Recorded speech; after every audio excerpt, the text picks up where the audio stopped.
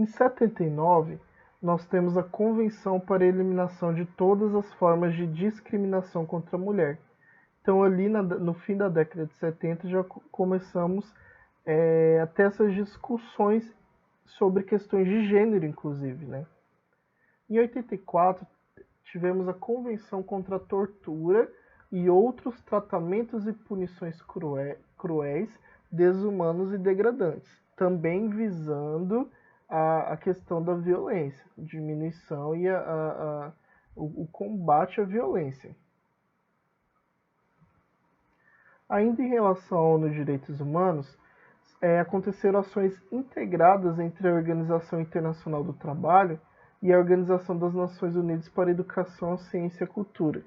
Então, assim, todas essas normativas, todas essas questões que culminaram nas discussões para a criação de políticas públicas e leis aqui no Brasil, teve essa importância, teve como importância essa união entre a Organização Internacional do Trabalho, a Organização das Nações Unidas para a Educação, a Ciência e a Cultura, que abrangesse de fato todas as áreas dos sujeitos, né? Todas as áreas do ser humano, tanto o trabalho, como as questões domésticas, as questões familiares, as questões relativas à escolarização, as questões relativas à ciência, o desenvolvimento da ciência, a apropriação da cultura.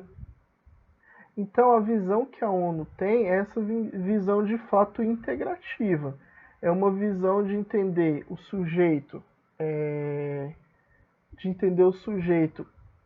com suas múltiplas determinações, e nesse sentido que os direitos deles sejam garantidos através de múltiplos fatores, múltiplos espaços. Então começou-se aí um pouco dessas discussões também. Em 1948, nós retomamos um pouco no tempo para entender a Declaração Americana dos Direitos e Deveres do Homem que aconteceu em Bogotá. Que nesse momento foi reafirmado o respeito à dignidade da pessoa humana, decorrente de seus atributos de pessoa humana dissociados da respectiva nacionalidade. Atribuiu, assim, às instituições públicas como seu principal fim o dever de proteger e de criar as suas condições necessárias ao desenvolvimento de todos.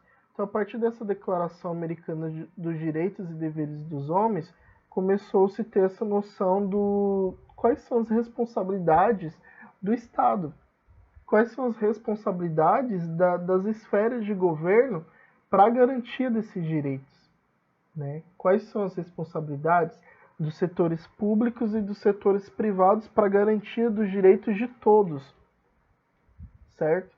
Então, assim, esse panorama que eu estou mostrando para vocês, eu espero que no final vocês consigam relacionar com o que a justiça restaurativa tem a ver com tudo isso. Porque, na verdade, é uma visão de mundo que está baseada na defesa dos direitos humanos. Entende? Então, assim, se a pessoa não tem essa visão de mundo, ou ela é contra os direitos humanos, o primeiro passo que eu dou é convidar a pessoa a estudar, né? Então, nós, como profissionais que trabalham na proteção da infância e juventude, por exemplo, na garantia dos direitos, se nós não dermos a importância que deve ser dada à questão da defesa dos direitos humanos, a primeira coisa é estudar, sentar e estudar e entender que isso tem importância sim. A segunda coisa é ter esse perfil mesmo para lidar com essas questões. Tá? Então, assim, esse panorama é mais para ir trazendo para o interior de vocês mesmo esses conceitos, esses princípios, essas questões mais basilares mesmo para uma prática restaurativa de fato.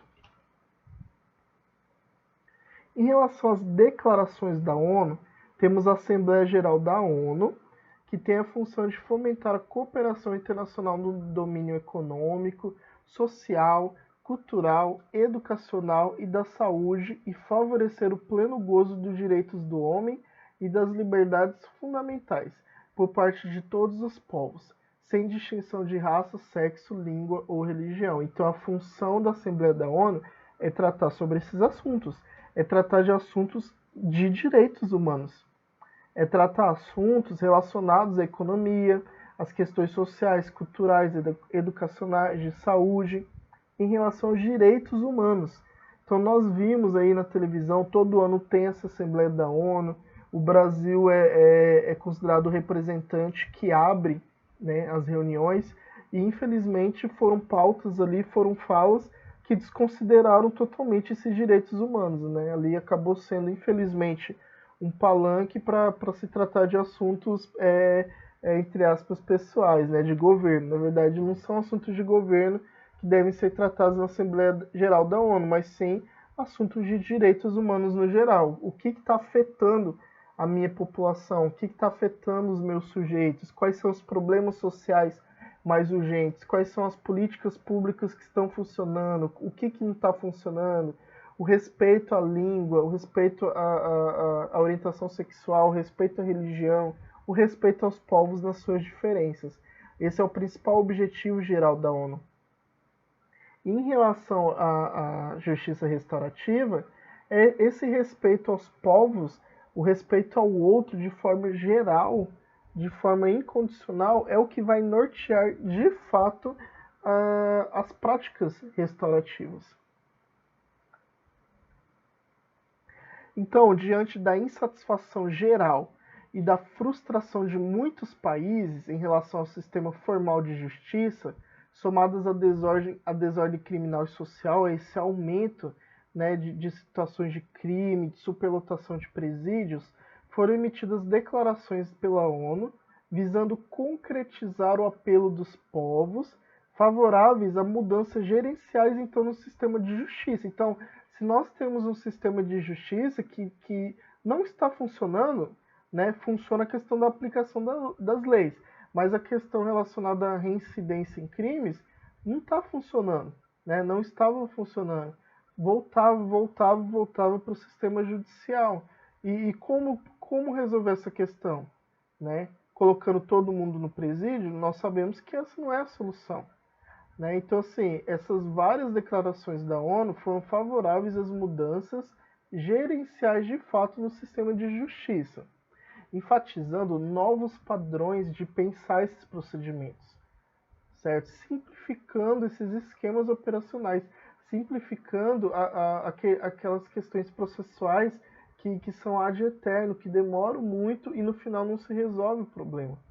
Né? Então, dessa mesma forma, como a racionalização dos procedimentos, simplificação dos esquemas operacionais, das burocracias ali do sistema judiciário, também a capacitação do pessoal e a administração, como eu disse, menos burocratizada, ao lado então da promoção de respostas alternativas para a resolução rápida e eficiente dos conflitos.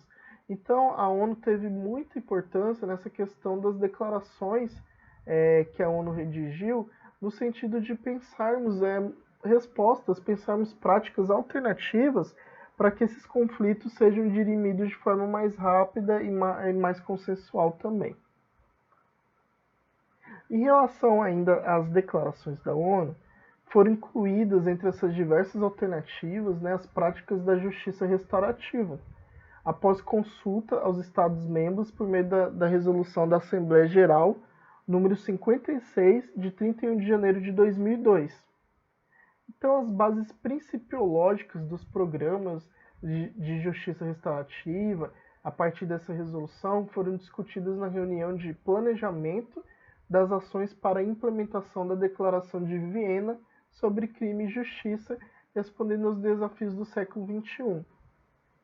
Então, tudo para pensar assim, o que nós temos hoje a nível de legislação, a nível de documentos, a nível de normativas, tudo isso se baseou em várias discussões, em várias reuniões, em vários momentos.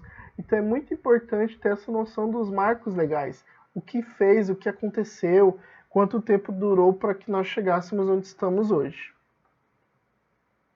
Em relação também às declarações da ONU, temos a Resolução 2002 de 2012, de 24 de julho de 2002,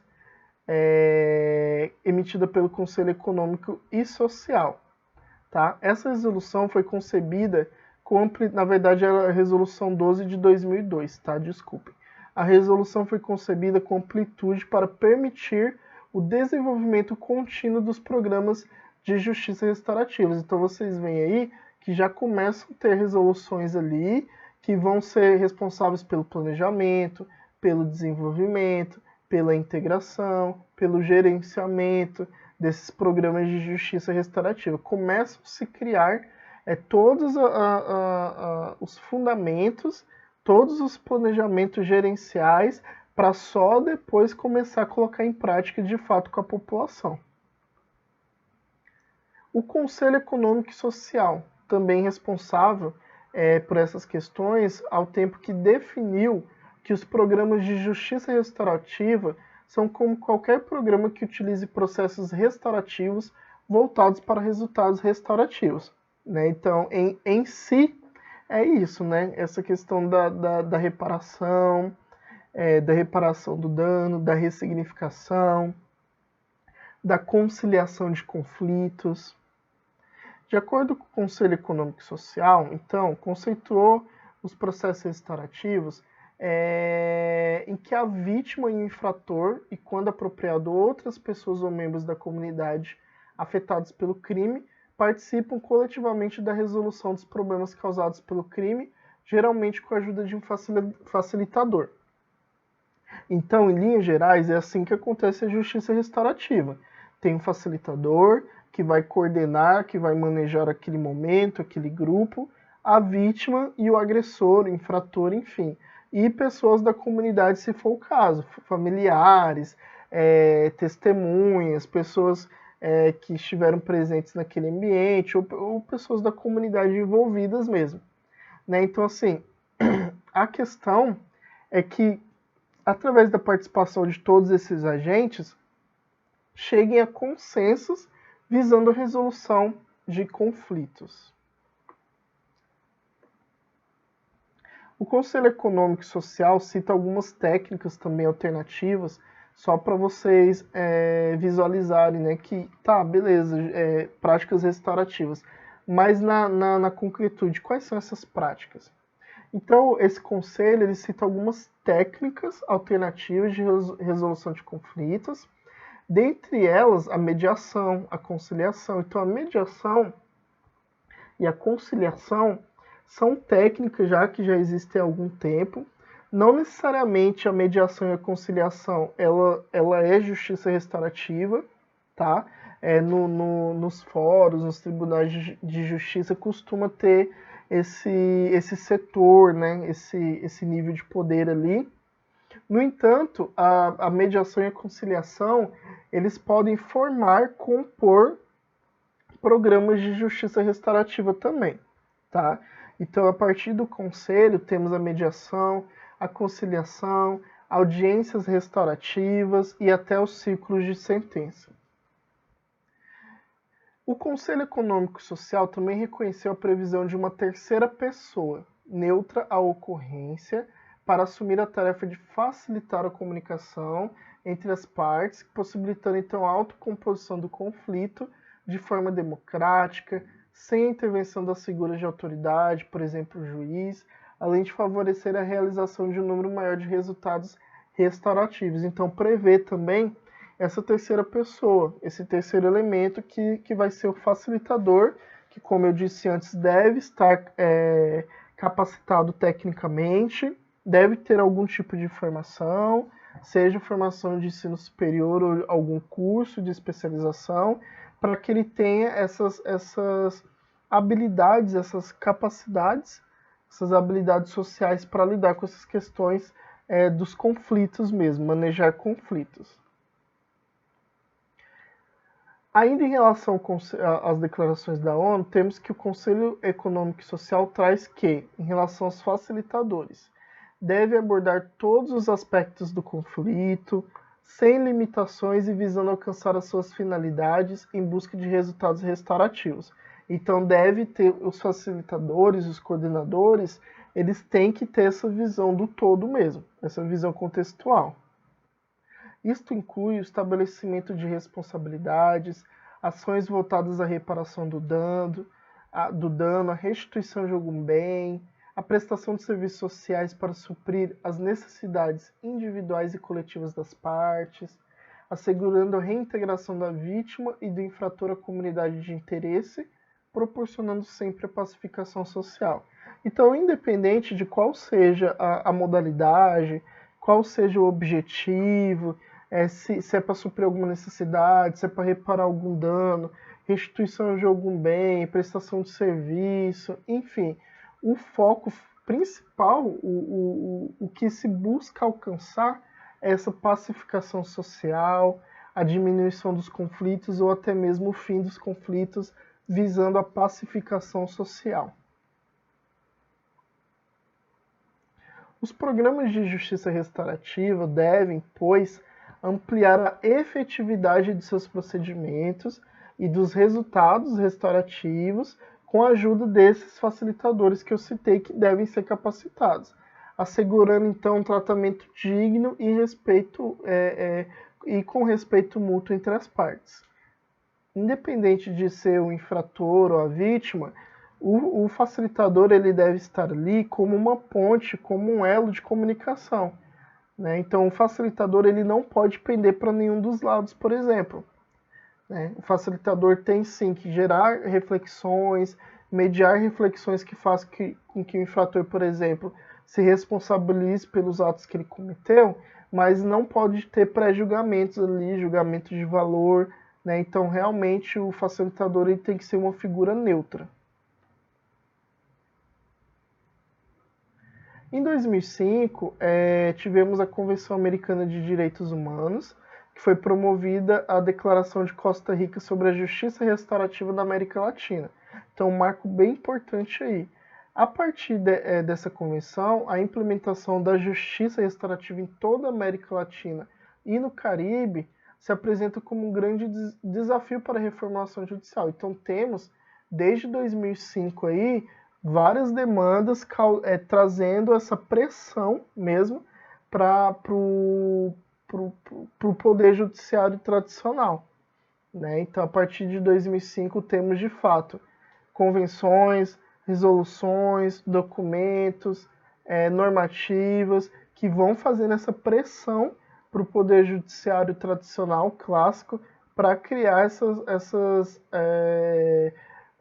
atividades alternativas aí de justiça restaurativa. Então, a implementação dos mecanismos de justiça restaurativa, principalmente no âmbito criminal, que foi onde começou ali, fomenta a participação da comunidade na busca de soluções autocompositivas para alívio que trará uma maior satisfação dos envolvidos com o sistema penal em um contexto democrático. Então, a partir desses processos seculares, a partir das práticas restaurativas e a partir dessa participação da comunidade, que a comunidade como um todo, elas vão se sentir incluídas no sistema e nas decisões, né, gerando então contextos democráticos de decisões, de reflexões e que não leve a questões, por exemplo, de alienação, né? Que as pessoas envolvidas em processo, por exemplo, que elas tenham conhecimento, que elas tenham ciência e pensamento crítico sobre tudo que está acontecendo e sobre as decisões que vão afetar na vida dela.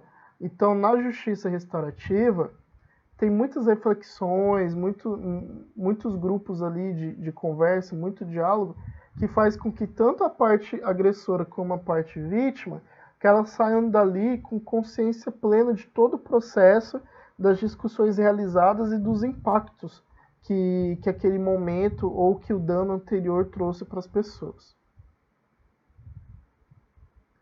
Em relação às declarações da ONU e os impactos das declarações da ONU no Brasil, eu coloquei que o Brasil se encontra integrado normativamente ao movimento global de tutela dos direitos humanos. Né? Então, assim, o Brasil é signatário, sim, da Convenção dos Direitos Humanos, né? Com adesão a praticamente todos os tratados e convenções internacionais sobre os direitos humanos. Então, o Brasil, por ser uma república, né, de regime democrático, pela nossa Constituição Federal ser embasada, né, na questão dos direitos humanos, coloca-se então essa centralidade. Então, quando nós vamos trabalhar com justiça restaurativa, com defesa dos direitos da criança e do adolescente, por exemplo, os direitos humanos são ali a base, né? E se nós não conhecemos, como eu já disse, ou não concordamos muito, o primeiro passo é dar uns 3 passos para trás e ler sobre esses marcos legais, essas partes teóricas aí dos movimentos sociais e dos movimentos institucionais que tratam sobre os direitos fundamentais da pessoa humana. Em 2005, no Brasil, teve o primeiro simpósio de justiça restaurativa, quando foi elaborada a Carta de Araçatuba, afirmando a sua participação ao movimento restaurativo. Então, assim, a nível de justiça, em 2005, né, por muitas questões ainda da parte clássica da justiça, realmente foi nesse primeiro simpósio aí, foi um ato vanguardista, tá? Então, assinar a Carta de Araçatuba, por exemplo, que firmou a participação no movimento restaurativo, foi um marco, um momento muito importante para a questão, para as discussões de justiça restaurativa no Brasil. Neste documento, então, foi feita a apresentação da relação de conceitos e valores da justiça restaurativa adotados no Brasil. Em 2005, tivemos também a Carta de Brasília. Nessa Carta de Brasília, traz os princípios e valores da justiça restaurativa. Então, eu vou ler com vocês esses princípios e valores que são conceitos muito importantes para a nossa prática. O primeiro é que tenha plenas e precedentes informações sobre as práticas restaurativas e os procedimentos em que se envolverão os participantes. Autonomia e voluntariedade na participação em práticas restaurativas em todas as suas fases. Então, assim, as práticas restaurativas não pode ser uma obrigatoriedade, tá? Então, assim, se uma das partes não quiser participar, ele não vai participar, nem que seja o agressor, tá? É diferente de uma medida socioeducativa, por exemplo, que o adolescente, mesmo que ele não queira, ele tem que realizar as atividades, né? Tem que se fazer a lei. A justiça restaurativa deve ter essa voluntariedade na participação em todas as etapas. O respeito mútuo entre os participantes nas práticas restaurativas, em todas as suas fases, a corresponsabilidade ativa dos participantes, de entender os conflitos como relações sociais. A partir de relações sociais, todos nós temos corresponsabilidade, né? Não estou falando que a vítima, por exemplo, que sofreu um dano, ela tem que ter corresponsabilidade no dano que ela sofreu, não. Mas, assim, em casos de litígio, em casos de brigas, de discussões sérias, né, que envolvem outras pessoas, em casos de brigas por herança, por exemplo, quando as partes elas se agridem mutuamente, é mais nesse sentido a questão da corresponsabilidade. A atenção às pessoas envolvidas no conflito, com atendimento às suas necessidades e possibilidades. Então, ouvir de fato, realizar uma escuta especializada para que o facilitador, ele juntamente com os outros agentes ali dos processos restaurativos, eles foquem nas necessidades, nas possibilidades de cada pessoa, tá bom? Na interdisciplinaridade da intervenção, então, se for possível, relacionar outras áreas do conhecimento, trazer outros atores que vão agregar nas discussões, também pode. A atenção às diferenças, às peculiaridades socioeconômicas e culturais entre os participantes e a comunidade com respeito à diversidade, garantia irrestrita dos direitos humanos e do direito à dignidade dos participantes, promoção de relações equânimes e não hierárquicas, né? Então, ali, quando tem, por exemplo, ciclos restaurativos, quando eu falo de relações ali equânimes, né, e não hierárquicas, é que naquele momento em que se senta em roda, e que se senta em círculo, ninguém é maior que ninguém, nem o facilitador é maior do que os outros participantes. Então, se buscam diálogos, reflexões ali, que seja de fato dialogal mesmo, né? Que não um está certo, outro está errado, um fez mais, outro fez menos, não. O facilitador também, ele tem essa função de provocar essas consensualidades mesmo, né? Que todos estão no mesmo nível hierárquico ali e nós estamos ali para dialogar, para gerar reflexões. E também para decidir o que vai ser feito da problemática em questão. Expressão participativa sob a égide do Estado democrático e de direito, então que as pessoas tenham a efetiva participação, que elas tenham conhecimento, que elas tenham noção do que está sendo feito e que elas tenham o poder de decidir sobre a própria vida. Facilitação feita por pessoas devidamente capacitadas em procedimentos restaurativos, então isso eu venho pontuando muito com vocês. O direito ao sigilo e à confidencialidade de todas as informações referentes ao processo restaurativo.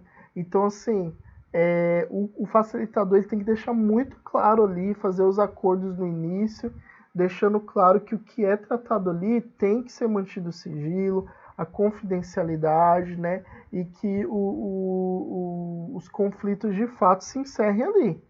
O objetivo é que os conflitos se encerrem ali e que a vida das pessoas sigam. A integração com a rede de políticas sociais em todos os níveis da federação.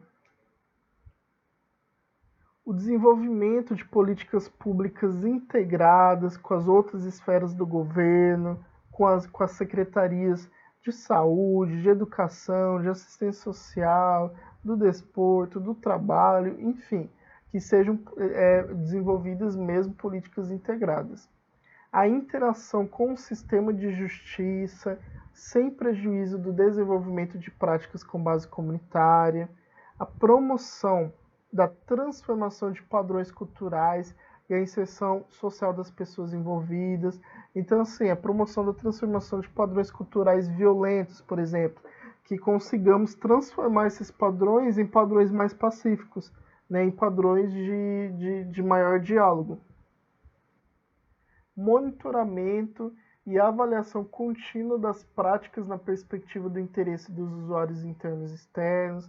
Então, são todas essas questões que a Carta de Brasília traz para levarmos em consideração. Em 2010, o CNJ, por meio da Resolução 125, de 29 de novembro de 2010, dispõe sobre a política judiciária nacional de tratamento adequado dos conflitos de interesse. Então, essa política ela veio para confluir também com os pressupostos da justiça restaurativa, para dar um fortalecimento, né?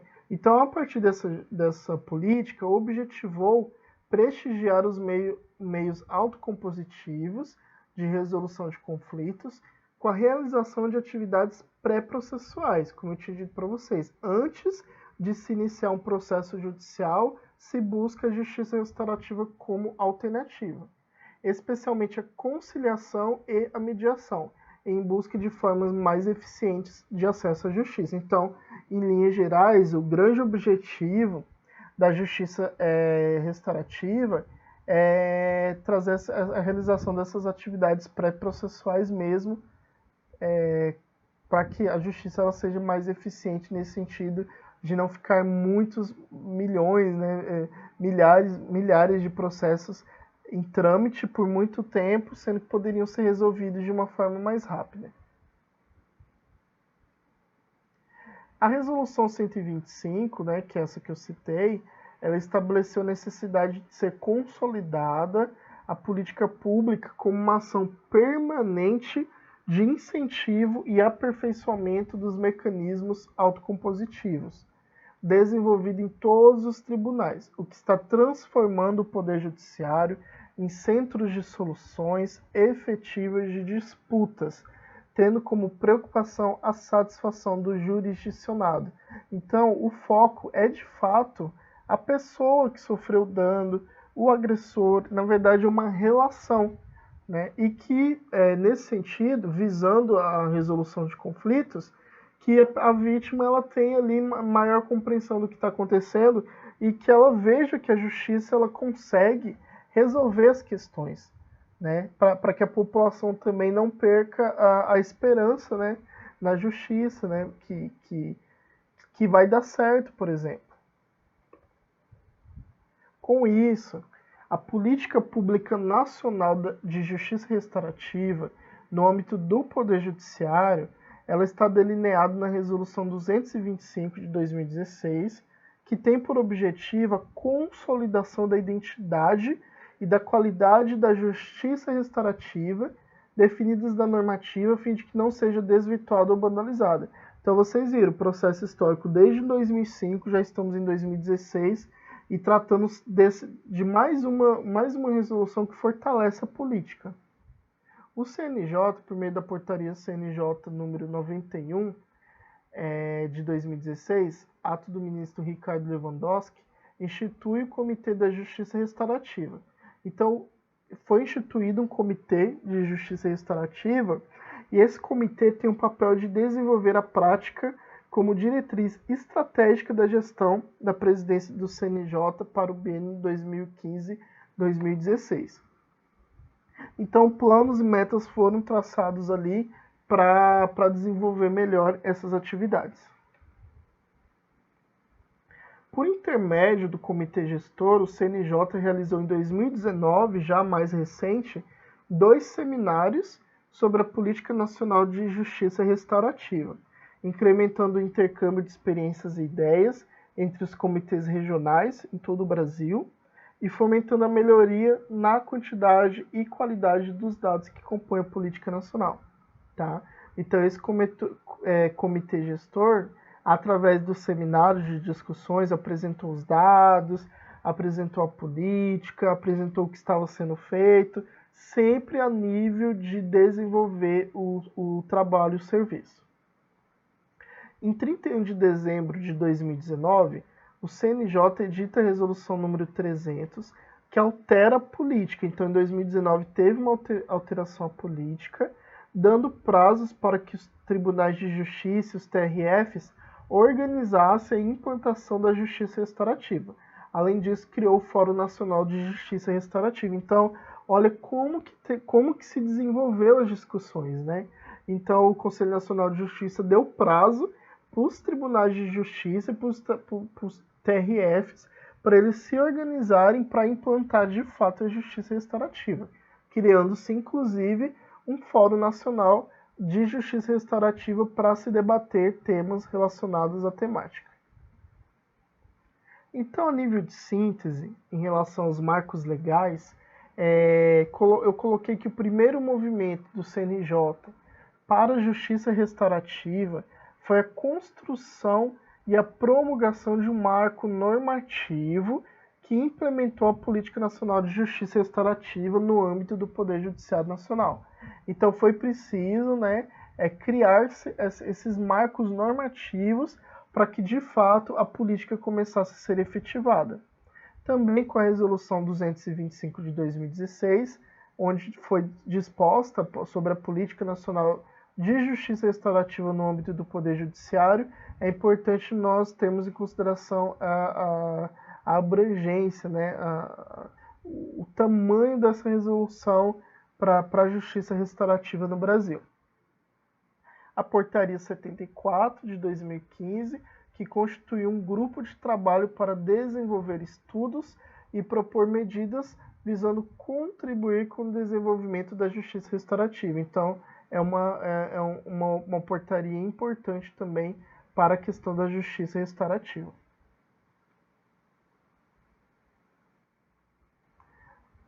Ainda na portaria 74, foi definido ali os balizamentos principiológicos, os princípios mesmo e os fluxos mínimos para se acontecer a justiça restaurativa.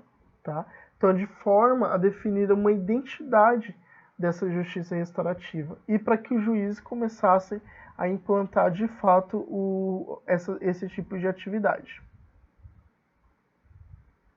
Então, há um entendimento da justiça restaurativa não como uma técnica de solução de conflitos de forma isolada, tá bom? Mas como uma verdadeira mudança dos paradigmas de convivência voltada à conscientização dos fatores relacionais, institucionais e sociais motivadores de situações de violência e transgressão, tá bom? Então, de forma a envolver todos os integrantes da sociedade como sujeitos protagonistas da transformação rumo a uma sociedade mais justa e mais humana. Então, aqui nós trazemos todos os princípios desse parágrafo aqui, dá para entender todos os princípios, a questão da sociedade mais justa e mais humana, que é a questão relacionada à cultura de paz, as questões de conscientização, os fatores envolvidos nessas situações de violência e de transgressão, o envolvimento ativo dos integrantes dos grupos, né? Então aqui tem todos os princípios fundamentais para nós compreendermos a questão da justiça restaurativa. Agora nós iremos conversar um pouco melhor sobre o tópico 3 de estudo, que é sobre o SINASE, tá bom? Então, o que o SINASE, o Sistema Nacional de Atendimento Socioeducativo, ele tem a ver com a justiça restaurativa? Nesse ponto, eu vou trazer para vocês alguns diálogos, algumas convergências, alguns pontos em comum, para tentarmos entender que é possível, sim, atuar a partir de práticas restaurativas nos atendimentos dos adolescentes em conflito com a lei, tá? Inclusive entender que seria muito interessante se a nível do Poder Judiciário se tivessem mais essas análises, tá? De o adolescente chegar lá no Poder Judiciário, em vez dele passar pela audiência e cumprir uma medida socioeducativa, o juiz começar a dar uma atenção também especial para a questão da justiça restaurativa. Será que é possível resolver esses conflitos para uma reparação de dano, por exemplo, enfim, para uma ressignificação, que não precise judicializar o caso, para que esse adolescente ele não seja mais uma vítima do sistema?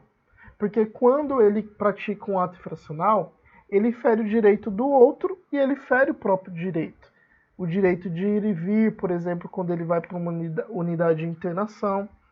Né? Então, é interessante nós olharmos para os adolescentes em conflito com a lei sob essa perspectiva, que ele não de forma tão não podemos ter esse pensamento raso que ele é o culpado de tudo que acontece, dos atos que ele pratica. Então, tem todas aquelas determinações que nós conversamos quando nós falamos sobre as juventudes, né, os estudos de juventude, são uma gama de determinações que fazem com que o adolescente pratique o ato infracional. Tá? Então, quando nós estudamos a questão da relação entre práticas restaurativas e sistema socioeducativo, a primeira dicotomia que nós temos é, de um lado, as práticas restaurativas e do outro, a visão punitiva da justiça. Tá? Então, assim, as práticas restaurativas, elas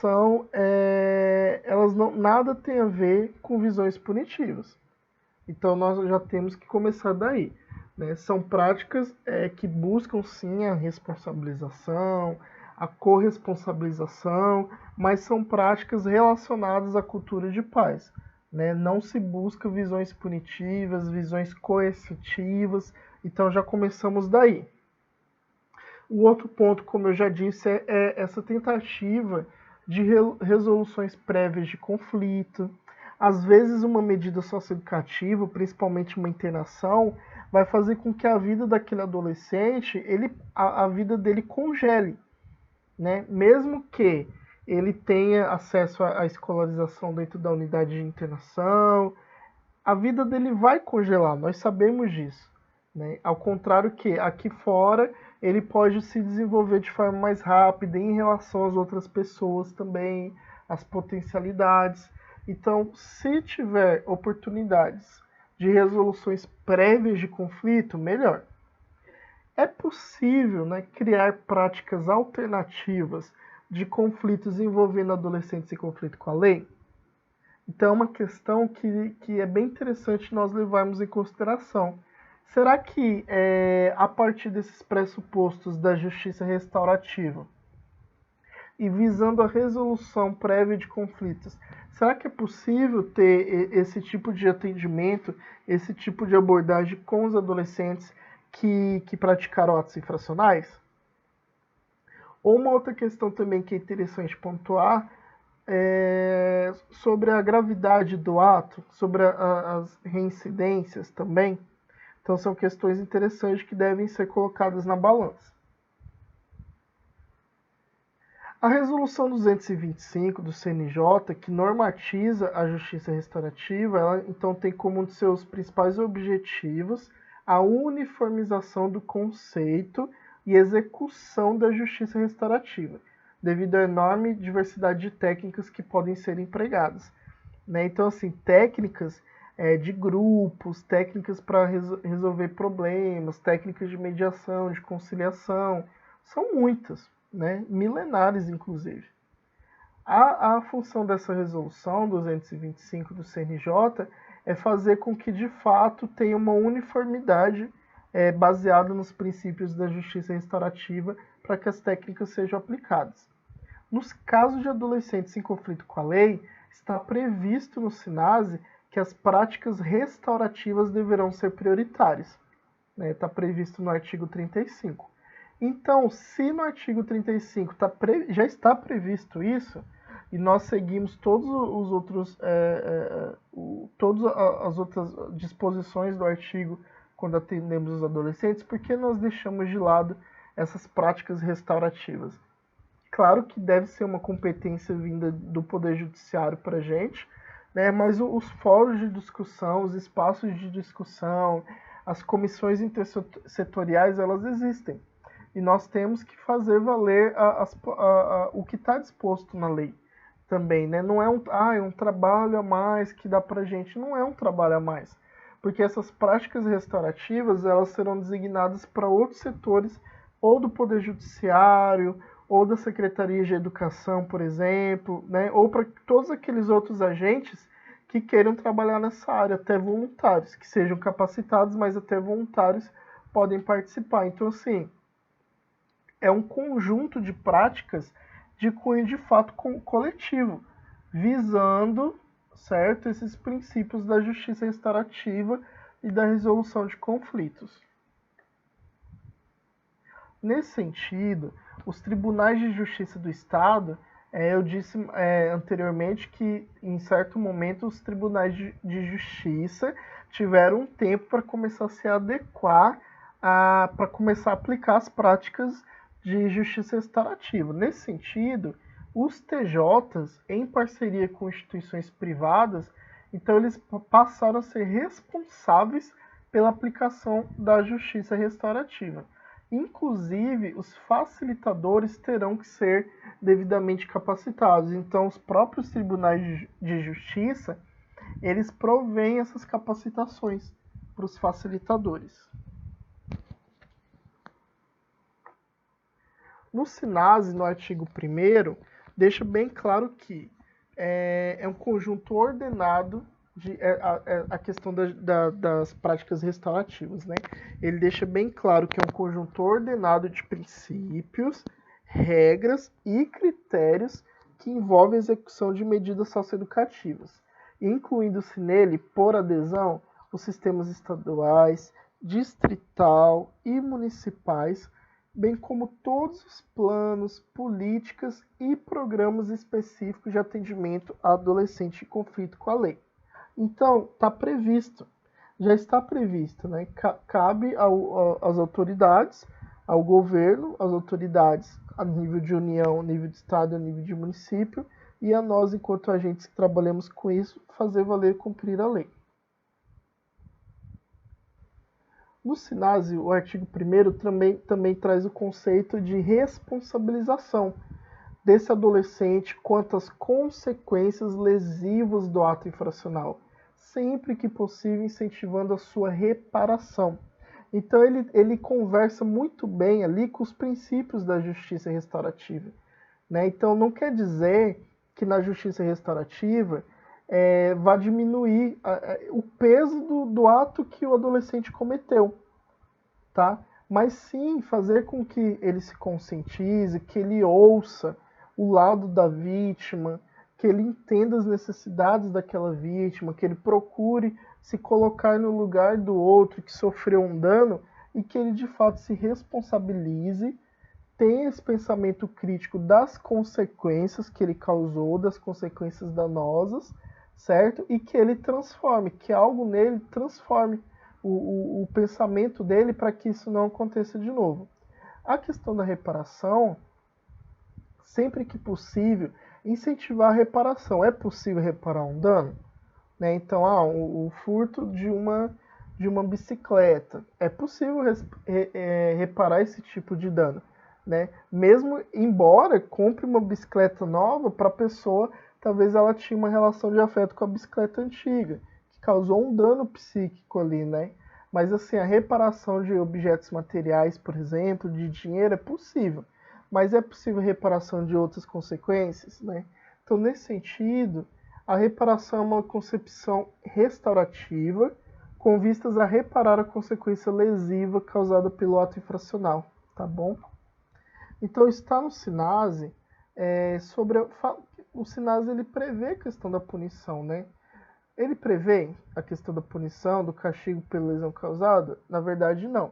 O que o SINASE prevê é a questão dos aspectos sanção, dos aspectos de sanção em relação às consequências dos atos. Então, se o adolescente não se responsabiliza, se o adolescente pratica algum ato muito grave, ele tem que ser não punido, mas ele tem que ser responsabilizado de alguma forma.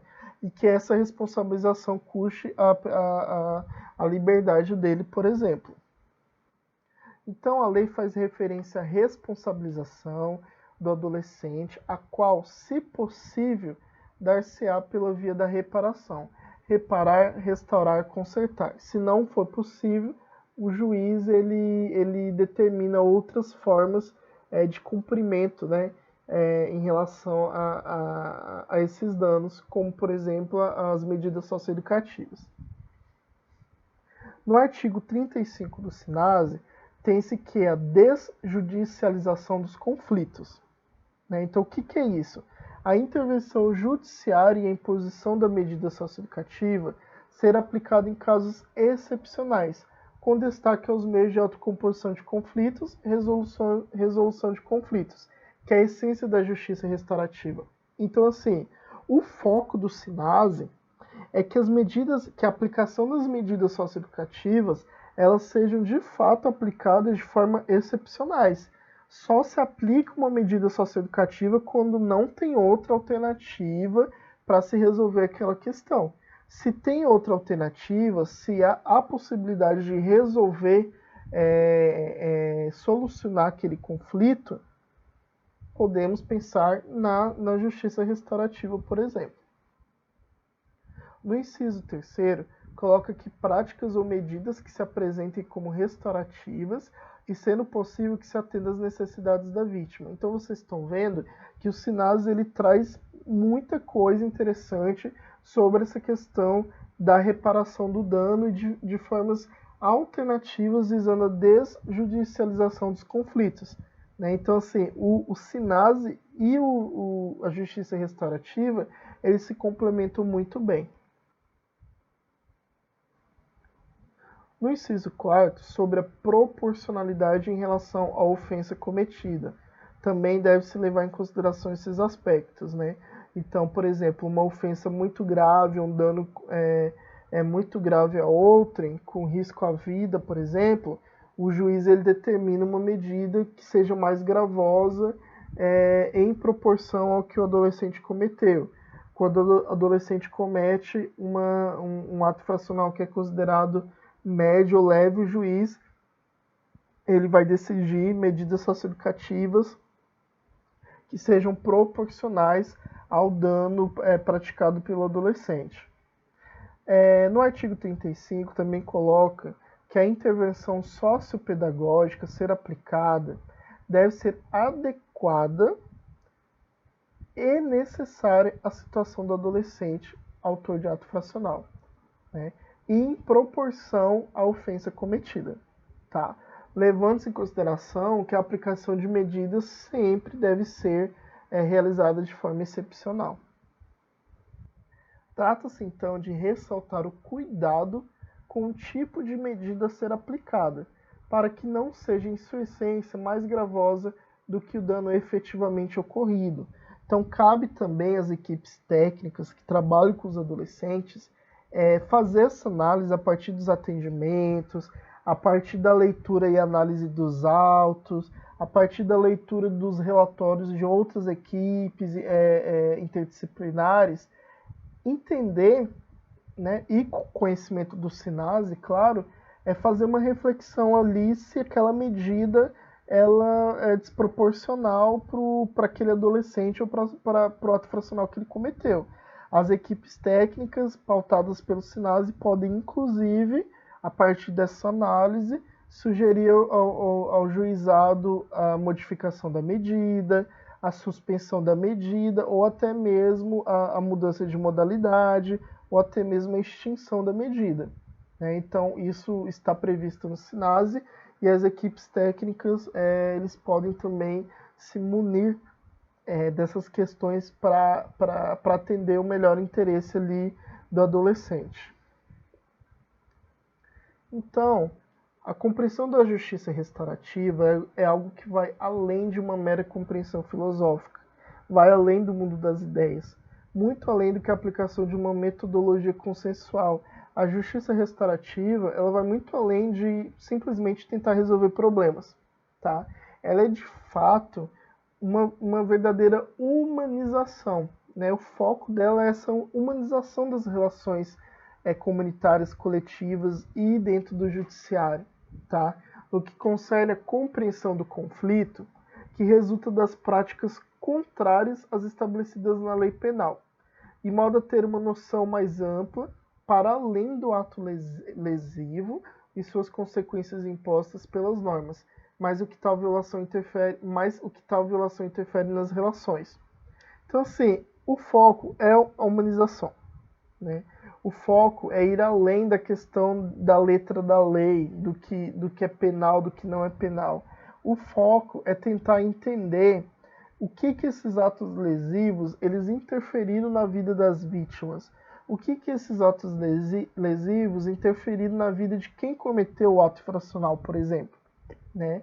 E como que as famílias desses indivíduos são afetadas, como que o meio social é afetado, como que o próprio sistema de justiça é afetado diante dessas crescentes demandas, né? Então, busca-se a partir da justiça restaurativa a humanização desses processos e dessas relações.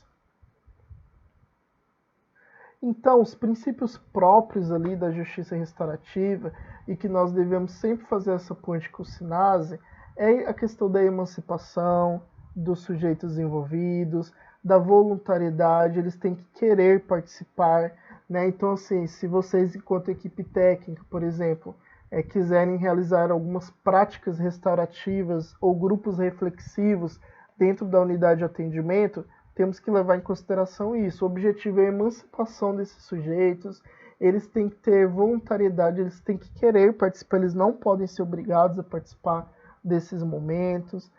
Tem que ter a questão do segredo de justiça e do atendimento individualizado.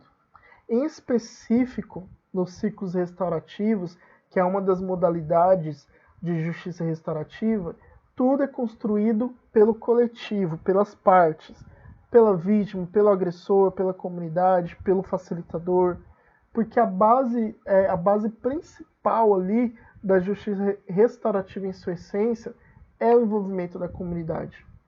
Tá? Então, assim, essa questão colaborativa também é um dos princípios norteadores da justiça restaurativa.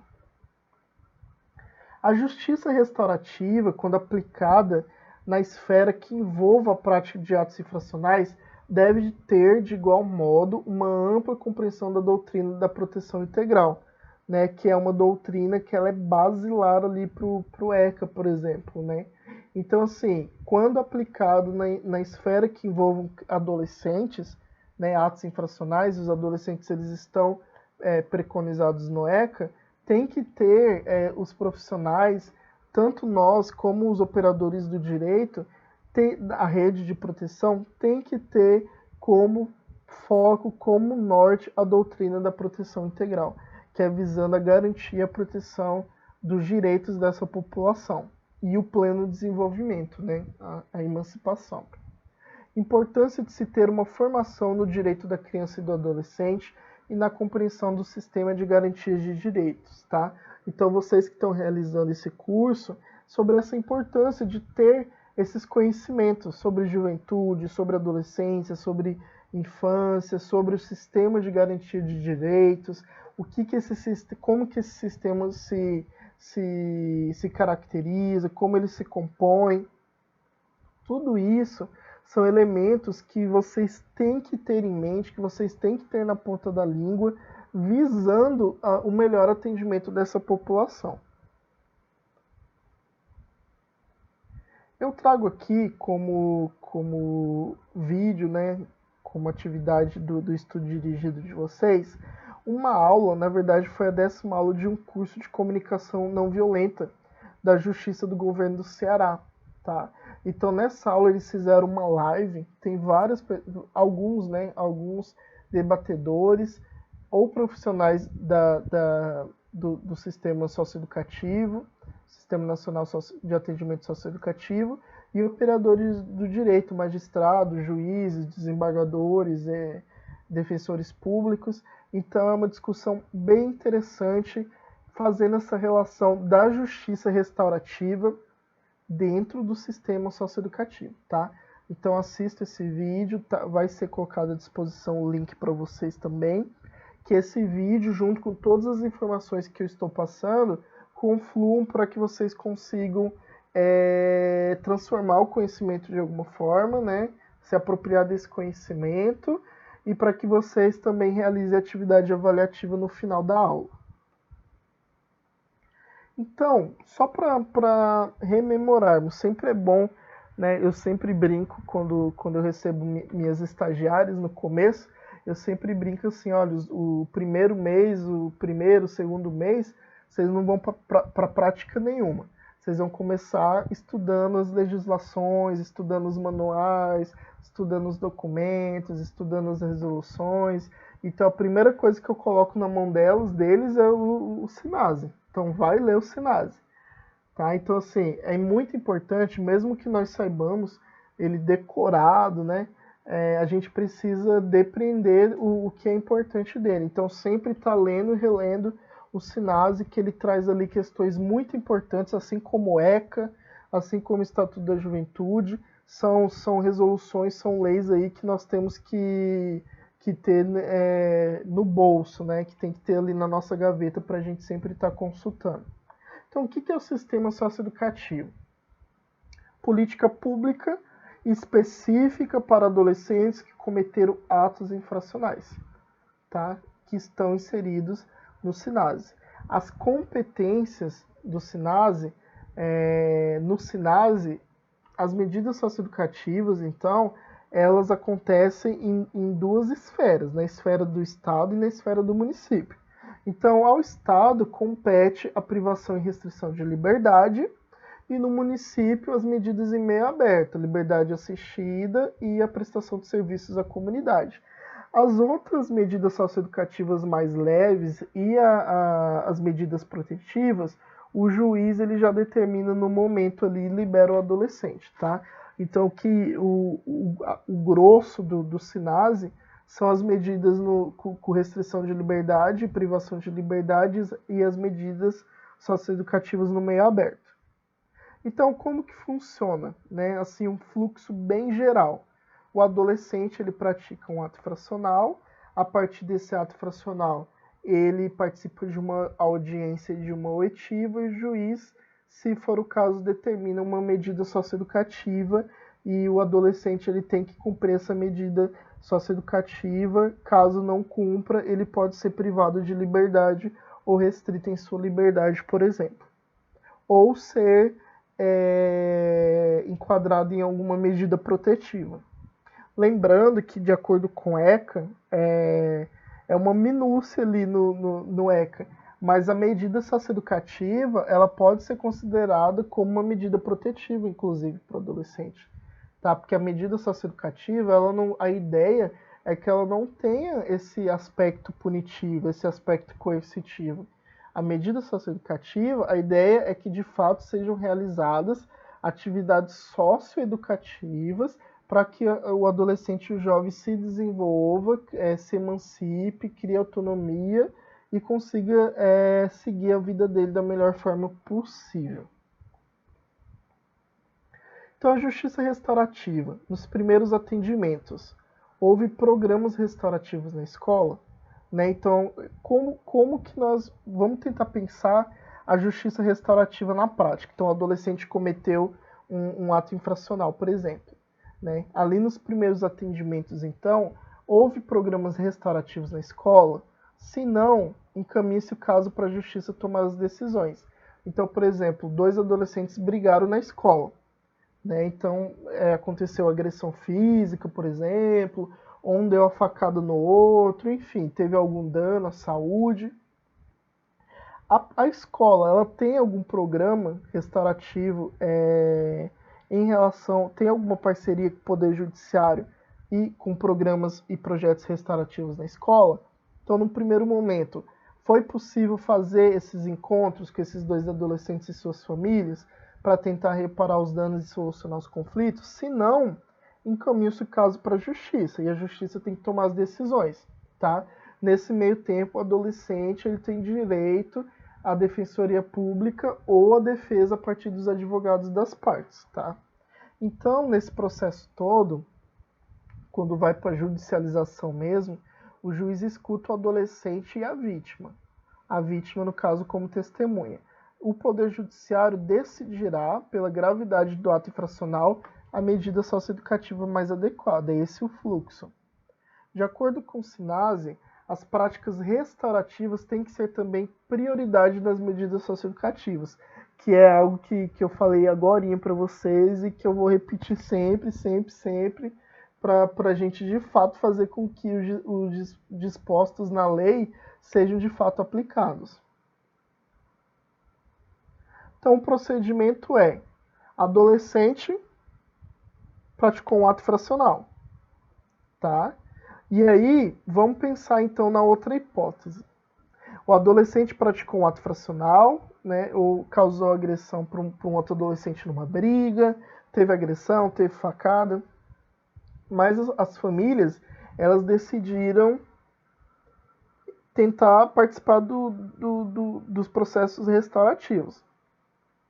Então, nesses casos, por exemplo, a mãe do menino, o pai do menino que deu a facada, pode falar: não, nós iremos pagar todas as despesas médicas, nós queremos resolver isso de alguma forma, a gente vai pagar psicólogo para o meu filho, alguma coisa. Nesses casos, o adolescente praticou o ato danoso, então o juiz, entendendo que temos essa alternativa da justiça restaurativa, das práticas restaurativas, ele suspende o processo, tá bom? E encaminha o caso para um programa restaurativo, que vai trabalhar com todas as partes envolvidas, tá? É assim que acontece. Se soluciona o caso, aí já finaliza ali aquele procedimento. Se continuam os litígios, os conflitos, o juiz vai passar o caso vai continuar, vai desenvolver o caso, e se for preciso, sim, vai determinar uma medida socioeducativa. Onde que entra os círculos da paz nisso tudo, né? Os círculos da paz, que é a partir dessa questão de um novo paradigma de justiça restaurativa, os círculos da paz nada mais é do que esses procedimentos, esses procedimentos restaurativos visando a paz, né? Visando os pactos da paz, visando a cultura de paz. Então, círculos de paz, pensamos então num sistema inclusivo, tá? Em que a coletividade ali, elas vão falar, elas vão ter como diretrizes ali: nós precisamos resolver esse assunto. nós chegaremos ao consenso. Nós que precisamos acompanhar o acordo.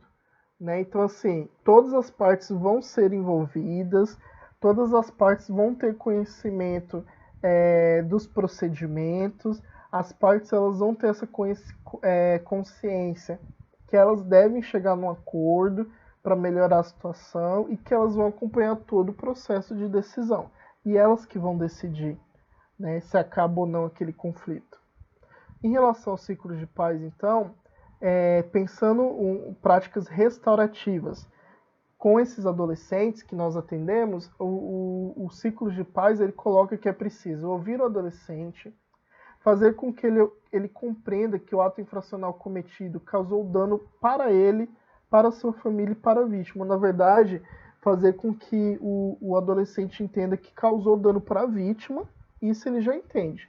Mas o mais difícil é fazer com que ele tenha essa consciência, essa compreensão que ele causou dano para ele e para sua família. Né? Então, o adolescente ele tem essa dificuldade, no geral, de compreender que as consequências vão vir para ele. Então, as consequências sempre virão para o próximo, para o outro, para o que está longe. Ele tem essa dificuldade de entender que os atos que ele comete também podem vir consequências próximas a ele. Né? Então, a justiça restaurativa, o ciclo de paz, propiciam esses momentos também.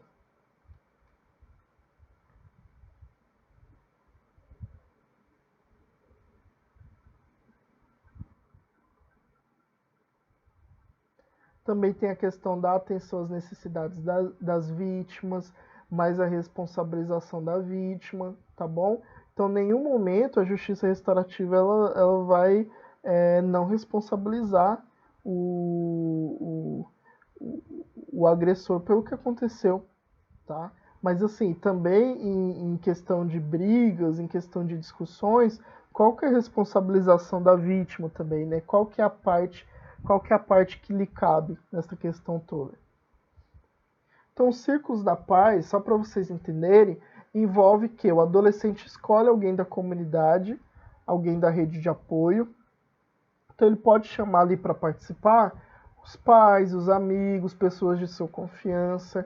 A vítima também vai indicar pessoas para participarem do círculo, que tenham a ver com a questão em tese. Quem decide não é o Poder Judiciário, então temos que ter esse foco, que quem decide são as pessoas envolvidas na questão.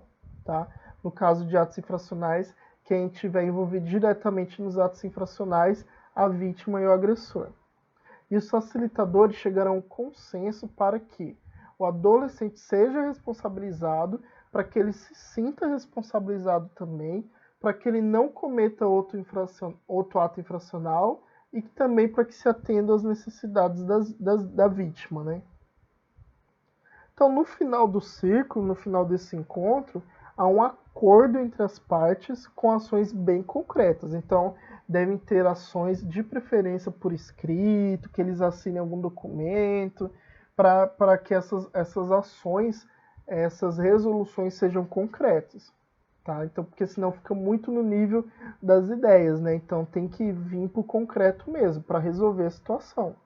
Esse acordo é acompanhado posteriormente. Como eu disse, se não houver acordo entre as partes, o processo volta para o juiz e o juiz dá seguimento ao processo. Tá?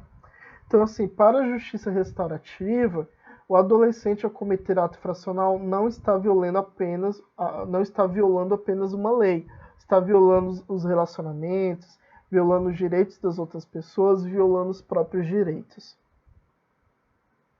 Então, em linhas gerais, os objetivos da justiça restaurativa é a responsabilização, né, no sentido restaurativo, a reparação do dano e a restauração dos vínculos e participação da comunidade. Né? Então, são todas essas questões que eu estou levantando com vocês. O foco tem que ser no planejamento de como as pessoas irão lidar com as consequências do ato infracional. Né? Então, tem que ser muito além. Tem que ser realizados momentos que se reflitam de fato, que se pensem de fato as consequências. Qual que é o impacto para frente disso, tá bom? Então, quando nós pensamos na responsabilização como reintegração, temos que entender o ato infracional e o agressor em suas singularidades. Tá? Então, mesmo que ele tenha cometido ato infracional, nós temos que pontuar, o facilitador tem que pontuar que ele tem as qualidades dele, que ele tem as potencialidades dele e que ele pode sim seguir por outros caminhos. Tá? Então há essa necessidade de focar nos pontos positivos para se restabelecer relacionamentos saudáveis. Para o adolescente, participar do ciclo de paz, ele precisa reconhecer que praticou um ato fracional. Então a importância de se manter a confidencialidade, processos em segredo de justiça. Então assim, igual eu tinha falado, para o adolescente participar desse momento, ele tem que querer, né? Tem que seguir o princípio da voluntariedade, né? A partir do momento que ele está ali, né, que ele quis, que a família dele quis, ele tem que começar, o facilitador ele vai contribuir através das discussões, através dos diálogos, para que esse adolescente reconheça de fato que ele praticou um ato infracional. Porque muitas vezes o adolescente, para ele, não fica muito claro que ele praticou algo errado. Então ele acaba naturalizando desvios de norma aí, e que é o trabalho também do facilitador, do socioeducador, enfim, das equipes técnicas, para fazer com que ele reconheça. Assim como nas medidas socioeducativas, nós realizamos um trabalho da responsabilização e no final fazer com que o adolescente e o jovem ele reconheça que ele praticou um ato infracional e que ele causou danos, esse pressuposto é o mesmo para a justiça restaurativa.